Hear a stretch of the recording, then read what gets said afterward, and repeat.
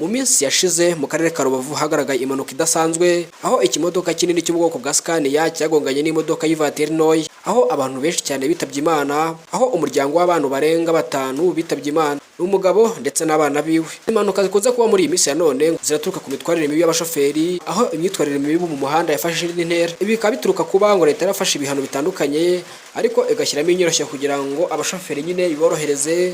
Gusa ibi byavuyemo kwirangaraho ndetse no kwirara bibaviramo gukora impanuka zidasanzwe umunsi ku wundi. Iyi kamyo rero yangije ibintu bitandukanye kubera yuko abantu bari bahari bagize ihungabana by'umwihariko kugira ngo abantu barenga 5 bitaba Imana.